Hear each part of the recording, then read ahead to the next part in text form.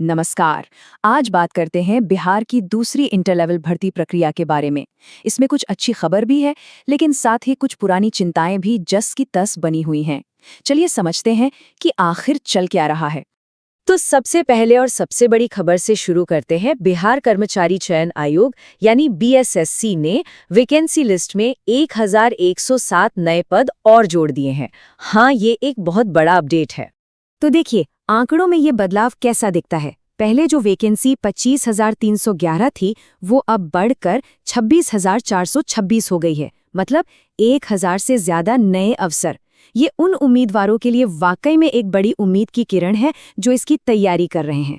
पर जैसा कि अक्सर होता है, ये तो हुई अच्छी खबर, लेकिन इसके साथ एक कहानी और भी जुड़ी है जो थोड़ी पेचीदा है और जिसे समझना भी उतना ही जरूरी है।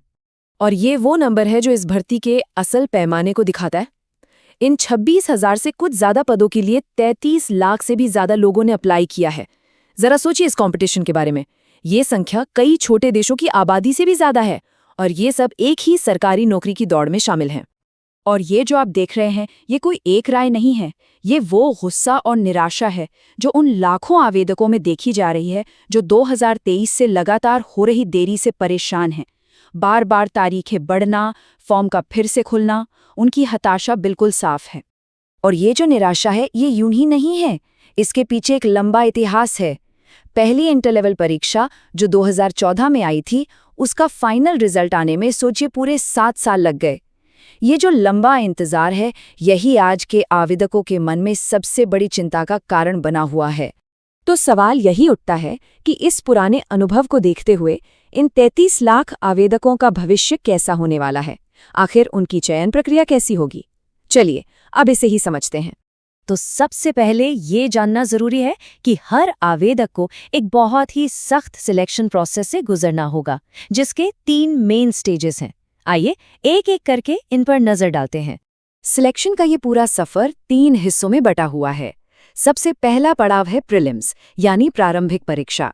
इसे पास करने वाले पहुंचेंगे दूसरे पड़ाव पर यानी मेंस एग्जाम। और आखिर में पोस्ट के हिसाब से एक स्किल टेस्ट भी होगा। मतलब एक स्टेज क्लियर करने पर ही दूसरे में एंट्री मिलेगी। तो चलिए सबसे पहले और सबसे बड़े चैलेंज यानी प्रीलिम्स एग्जाम को थोड़ा करीब से देखते हैं, जिसका सामना हर एक आवेदक को करना ही होगा। तो ये प्रीलिम्स एग्जाम होगा कैसा? देखिए, ये एक ऑब्जेक्टिव टाइप पेपर होगा। मतलब मल्टीपल चॉइस सवाल होंगे। कुल 150 सवाल, जिसके लिए 2 घंटे 15 मिनट का समय मिलेगा। और हाँ, एक बहुत जरूरी बात, इसमें नेगेटिव मार्किंग भी है। हर गलत जवाब पर आपका 1 नंबर कट जाएगा।